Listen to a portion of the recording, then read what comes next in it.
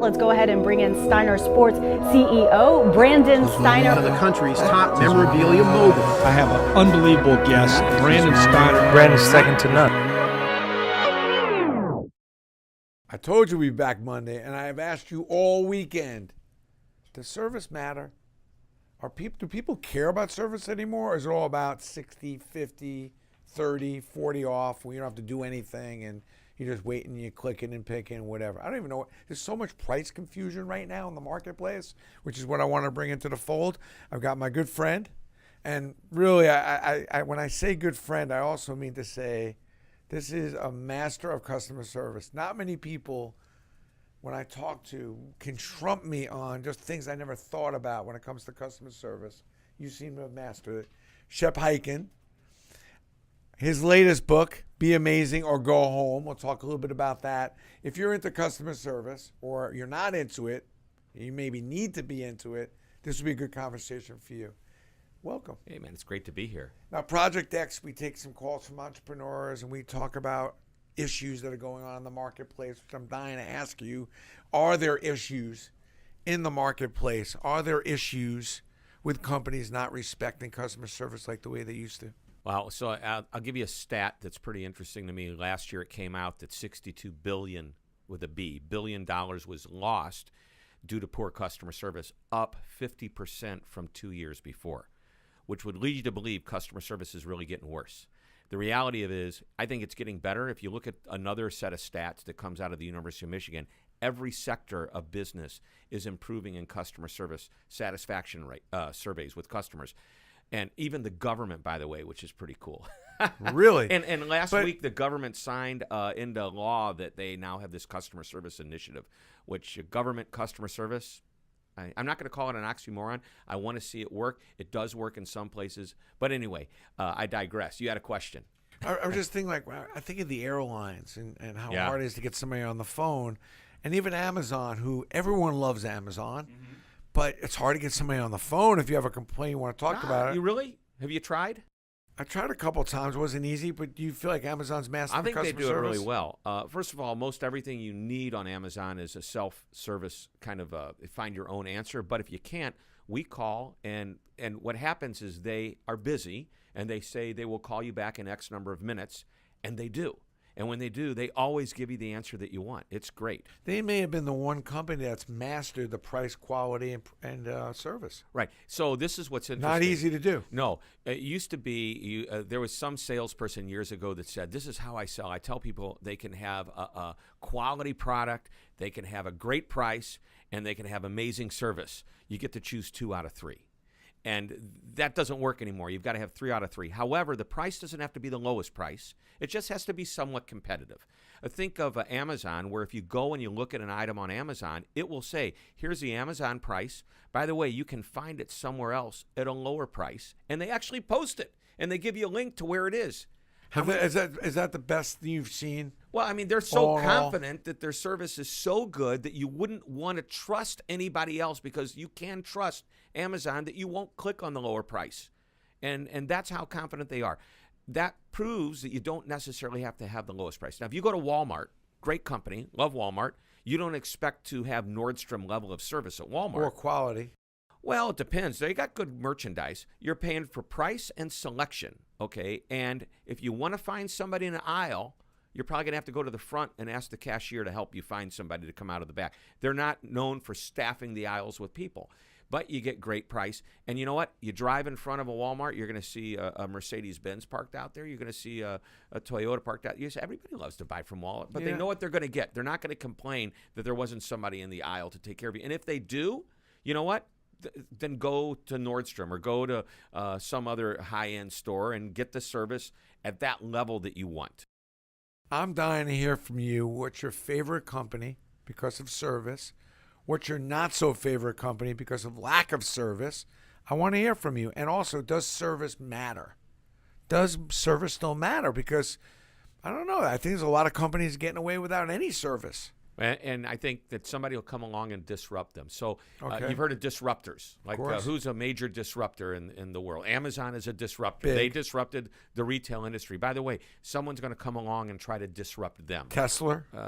Tesla. Great Tesla's, disruptor. Uber. You may Uber. not like the management of Uber, and maybe they're trying to fix that, but Uber disrupted the entire industry of transportation. No question. And here's what's happening now. Lyft and other companies are going to try to disrupt the disruptor, and anytime they fall. But you don't have to think about disrupting an entire industry. If you want to be excelling at service, think about just disrupting your competitors. What can you offer that they can't? What will you do? What extra step will you take? Will you shave off some of your margin to give an experience that they say, wow, I wouldn't go anywhere else? Think about Ace Hardware. This is one of my favorite companies in the world. Let's to talk hear it. about. I want to hear it. Ace Hardware competes against the big boxes. It's David against Goliath. It's Ace Hardware against Home Depot and Lowe's and Menards and all these other big box stores. Yet, how does an Ace Hardware that's been in business for 50 years, tiny store, 10,000, 12,000 square feet, next door in the shopping center, Home Depot goes up. Now it's 100,000 square feet against 10,000. And Home Depot outspends Ace Hardware in advertising by 30-1. And their prices are lower. And there's more selection. So how does Ace Hardware compete against that? How? One word, service. And they've mastered it. When you come in to a Home Depot, this is good service. Welcome to Home Depot. What can I help you find today? I'm looking for these. Oh, those are in aisle 2. Just walk down there. They're on the left side. They're even a bunch of different colors. You can't miss them. Here's what happens at Ace Hardware. What can I help you find today? I'm looking for these. Come here and let me show you. And they walk you. By the way, what are you using these for? And as you're talking to them, they go, you know what, that's good. I've got another idea for you. You might like it. It's even less expensive. And a couple other things you might need while you're here. And all of a sudden, why go anywhere else? They aren't just good service. They're helpful service. And that's how they've made their reputation. Ace is the place, the helpful hardware place. That's their tagline. And so they've mastered the concept of using service as the big differentiator to compete against the Goliaths of the. You're out there speaking all the time and to many companies about service. Is it still as much on people's minds these days, or is it? Yeah. And if you look at the companies, if you ask executives of major companies, what's the most important thing you're going to be investing in, up to 80% right now are saying we're going to invest in the customer experience. Have a question on service? Want to talk to Shep? Just right below, message in. We're going to take some calls. Call us. Yep. So give us a call. We love talking about it. I think it also gets lost in entrepreneurism because you get stuck on your idea. But it is a big part of facilitating the ideas about how people feel about this connection. Yeah, they need to love working with you. And I mean, love is a relative term. If you say, you'd like to have satisfied customers. I think people are proud to be a Steiner customer. I know it sounds. Yeah. I think that we're a customer service company. We don't have a department. We have a customer service company. Mm-hmm. Everyone here is responsible. You just happen to sell cool memorabilia. And the rule of thumb is if somebody calls with a problem, it's got to be comparable to your mom. It's your mom. Right. You're going to send your mom to somewhere or call her back, or you're going to – no, your mom. You're not blowing your mom off. My friend Gene Bliss is coming out with a book next year, would you do this to your mom? That's exactly. Exactly. I love that. Yep. That something, I don't know if that's the title, but it's something like that. Something like that, yeah. By the way, Shep's new book, Be Amazing or Go Home. Yes. It's just, when does it come out? When is it? It just came out last month. Yeah, you can go on Amazon.com and pick it up there. You can get it in an ebook. It's amazing. Like sometimes the help is right there in front of you. Yeah. We love going to I've hired high school interns. We go to college, get internships out of college. They're amazing what they know. They know so much more than us, us old guys. Why customer service, by the way? I was thinking, how'd you get into this? You know what? My parents taught me when I was a kid. I had a birthday party magic show. Talk about an entrepreneur in grade school, high school, 12 years old. I was making money doing magic shows. And what I quickly learned was that if you write a thank you note and you call up and you say thank you again and you ask, hey, how'd I do? They tell you how you did. And if they said, you did a great job. And by the way, my dad said, hey, find out what tricks they really liked. And after you talk to a bunch of parents and they all leave out this trick. I thought that was a good trick. Apparently it wasn't. They never remembered it. So that's all customer service, getting feedback, getting better. I had no idea that's what it was called, but that's what I was doing when I was 12, 13, 14 years old. when I went to high school and college, I had regular jobs, and I continued to work. The best job I ever had was at age 16.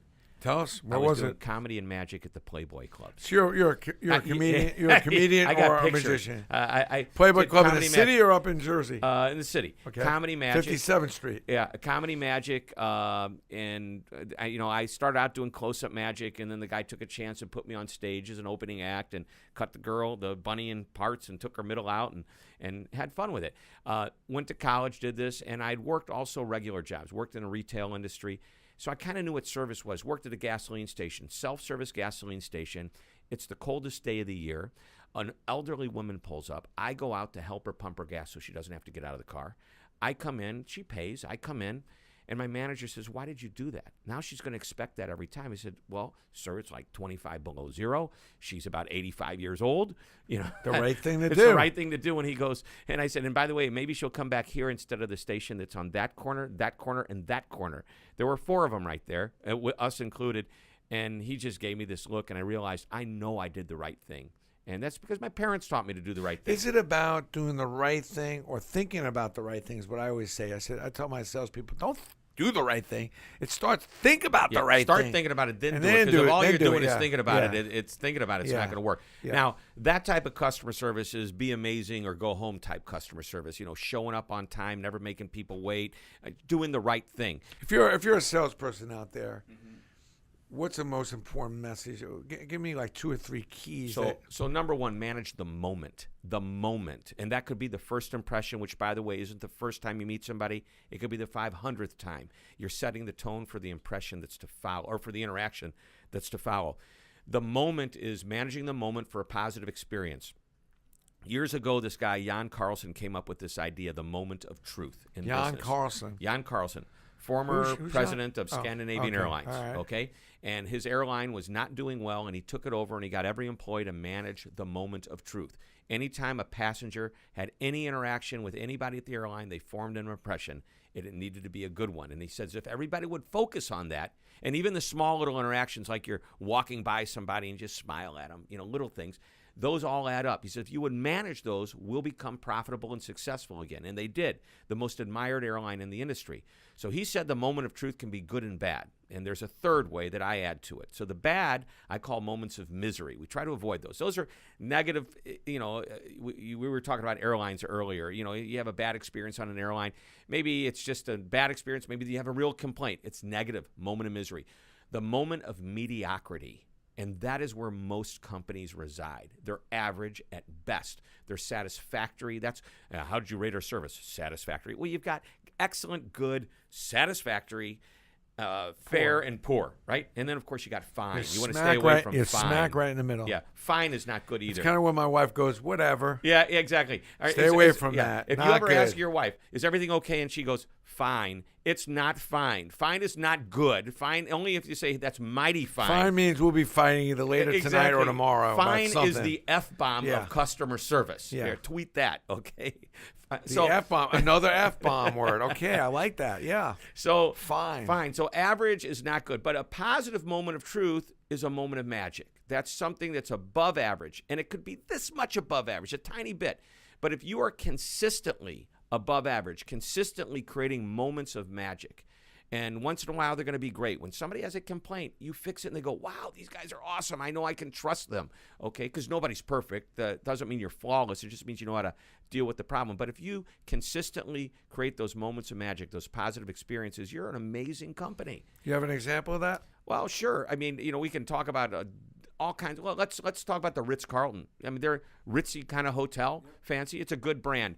They're not perfect, but when there's a problem, they know what to do to fix the problem. As a matter of fact, their definition of a problem is an opportunity, which that's kind of an old thing. Problems are opportunities. But one night, they lost my luggage. I had them store my luggage before I checked in. I got to check in. They lost the luggage. And the guy picks up the phone. He's calling another person. He says, hey, we've got an opportunity right now. We don't have a problem with lost luggage. By the way, they found the luggage in the lost and found. It just took them hours to go to that closet. But So what they do in the interim? So what they did in the interim was nice. It was late at night. They went into the gift shop. They opened it up. They gave me sweatshirts and things to wear and all the toiletries just so if I got up in the morning and I didn't want to wear what I was wearing, I'd have something to change into. They said they assured me that they would have the issue resolved.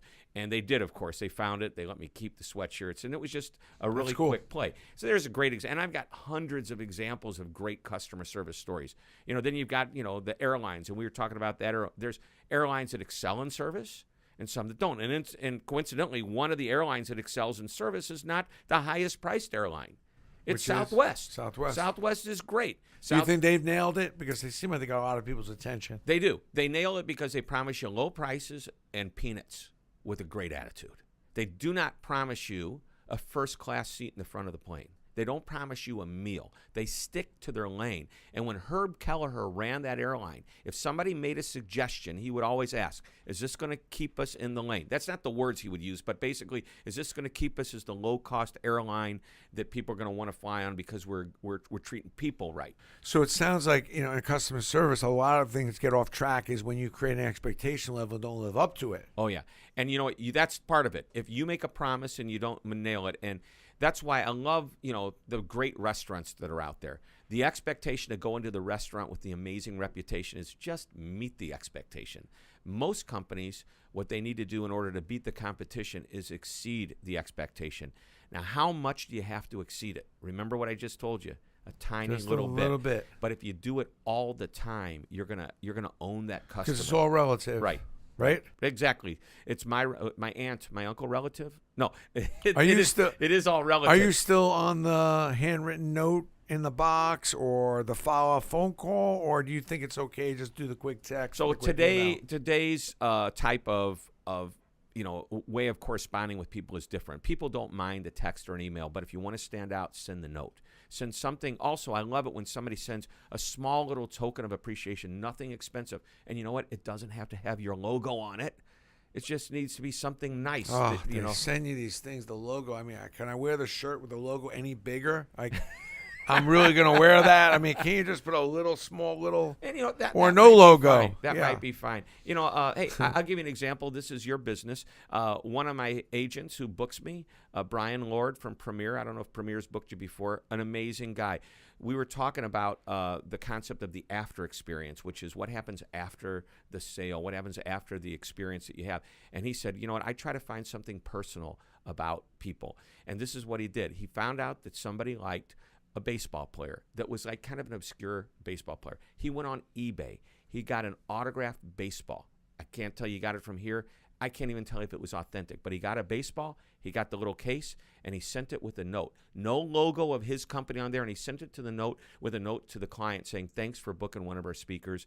I just thought you might enjoy this. And the client says, how do you remember that I liked it? I mean, it's over the top. I'm not recommending this action, although I am suggesting the idea. Yeah. Just call Steiner Sports. I'm going on eBay. eBay. Get the right. Love the idea. The execution a little baseball. shaky. Love that idea. Yeah. I mean, how cool is that? Yep. Especially if you hit a nerve where somebody's a favorite fan of a hockey player or a baseball player, you just send them a little nugget. And they could love anything. Just find out what their hobby is and do it. By the way, my friend John Rulin, who you may or may not know, you need to know him. He has a book called Giftology. He was on here. He was right here. Okay. Yeah. John's my buddy. Yeah, John's my love buddy. him. And he believes that gifting, you could really grow and build your business through gifting. Don't send anybody a fruitcake. Right. Or a glass or a bottle of wine. Put a little love into your gift. Yeah, they're going to drink the wine. It's going to be gone. They'll never remember you gave them the wine. Okay? I think but they'll always remember a baseball from sending Steiner the right Sports. gift to the right person at the right time is just priceless. Yep. Yeah. And it makes a point. One of the things I like to do, I started writing thank you notes in my book. And after my client books me, I write a nice little note in the book. And I started thinking, that might be too overtly promotional. So I have a stack of thank you cards in my briefcase, finished with this speech. There's also something else I do. We're going to talk about an app. Can we talk about the app? We can. I mean, roll your eyes. It's called BombBomb. I'm an app fan. I just think sometimes people rely on this app like it's going to be the savior of their company. This is not developing an app for your own company. It's using an app out there called BombBomb. BombBomb is a B-O-M-B, 2 words combined into one. Okay. It's a video app. And what you do is you take your phone and you say, hey, Brandon, it was great seeing you. I had a great time. Lunch was great. Our Facebook Live and video presentation, that was great. Thanks so much. Can't wait to see you next time. And you send it to them. And it's not like you're sending somebody a video that they have to open up and it's a huge file. It's really cool the way it works. And when I'm finished with the speech, love that. And I send this I'm in the cab on the way to the airport, and I do this to my client, 20 minutes after I got off stage. They go, wow, this is a really cool thing. And you can track how many times they open and watch it. So almost every time you see that they've watched it 4 or 5 times, and I call for my debrief call. I go, did you watch it 4 or 5 times? No, I showed everybody what you did. It was so cool. I love that. Jess, we got to get that app on my phone right now. Let's do it. We got to roll with that. And also, I like this app called, the guy was on the show, Thanks. THNKS. So you get a notification, and after we meet, I bought you a Starbucks coffee. Yep, that's cool. Or a signed baseball, or after we went to the game together, or something like that, and it comes through on the app. I love that. So he had bought me, I forget. He bought me 5 days of coffee at Starbucks. That's cool. And how much did that cost? Minimal amount of money.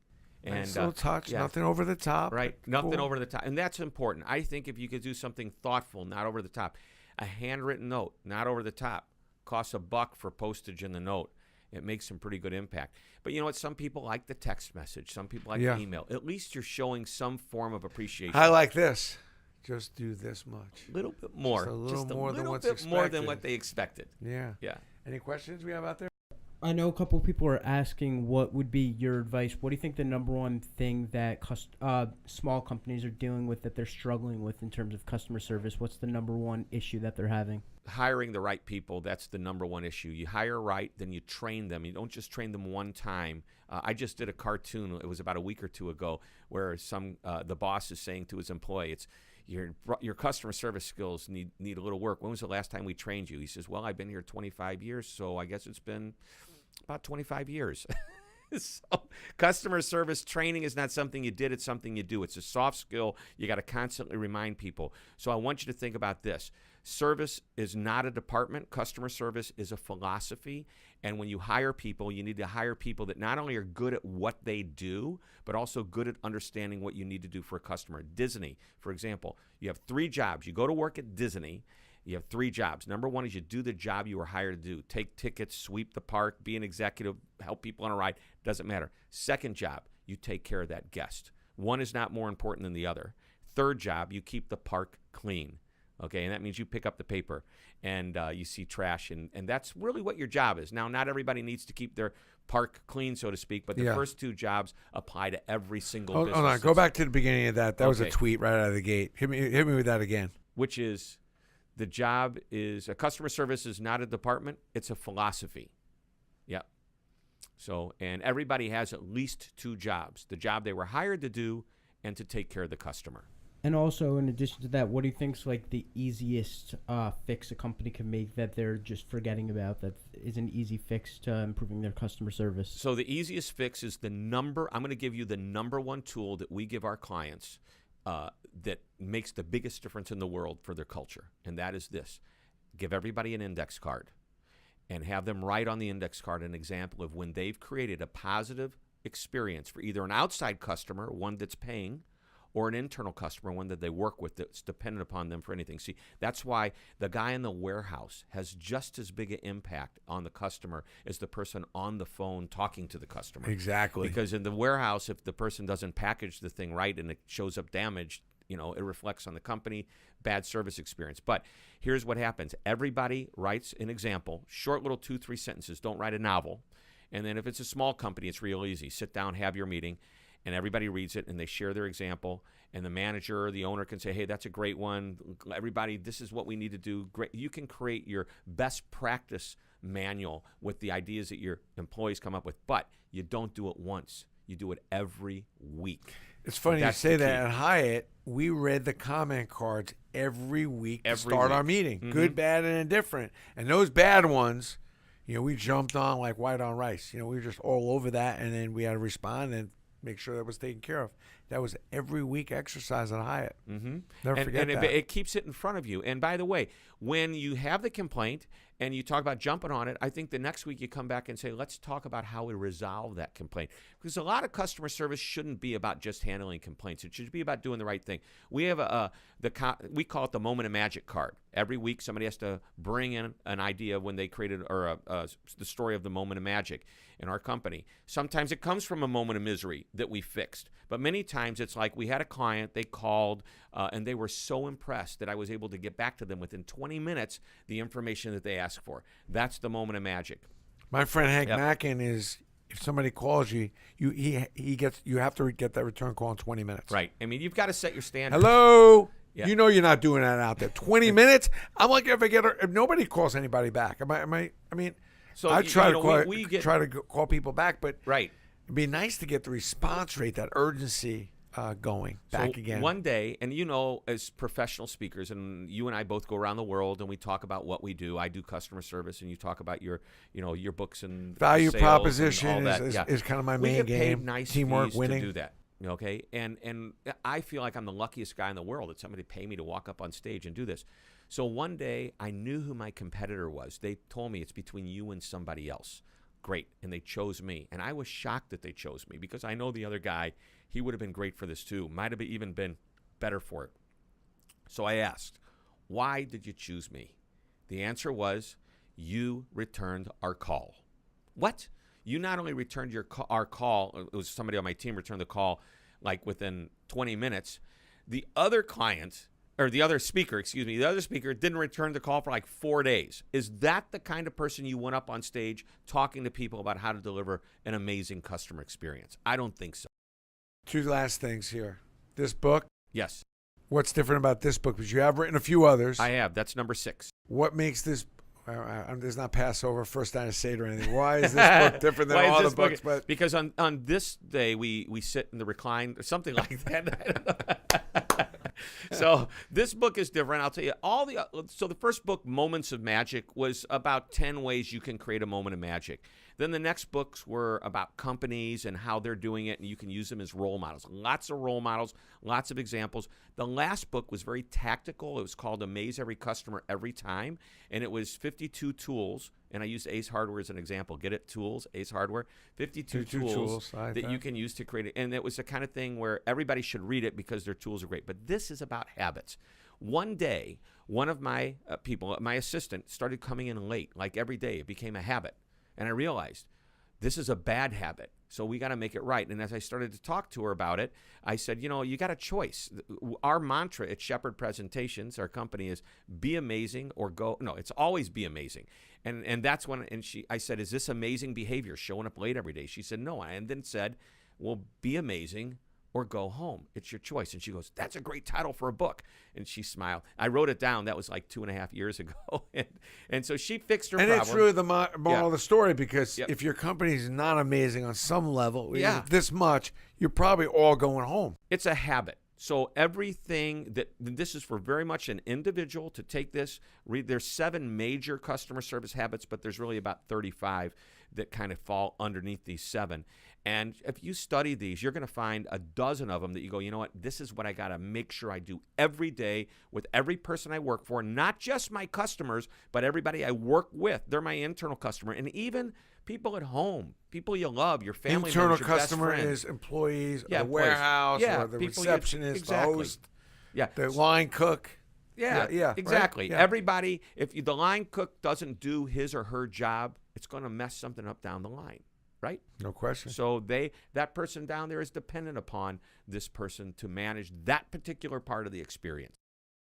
Is there one habit that's worth talking about here? Well, that first one's not bad, which is to Be on time? Be on time. So amazing people show up ready to amaze. Now, being on time is not like, hey, the office opens at 8 o'clock. I'll get in here at 7:59. Run in, throw my my jacket down. Made it. 8 o'clock. No. We are ready to go at 8 o'clock. We're not flipping on the computer. We're not trying to get our head in the game. We are ready to go. Vince Lombardi, let's sports. You're a sports guy. What was his whole thing about being on time?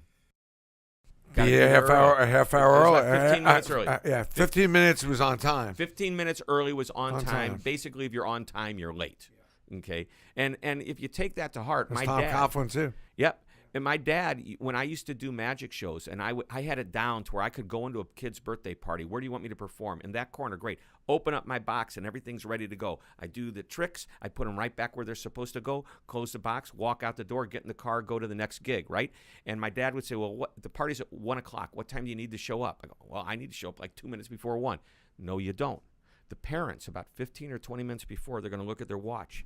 When's this guy going to show up? Worried. Yeah, and you need to get that is friction. That messes up the whole experience. That's bad customer service. Same thing with Fix it. speaking. Exactly. How many times we booked a speaker and it's like, oh man, I hope this guy's going to show. Right. It happens. So I show up the night before, sometimes late. I text the client on the way in. The Eagle has landed.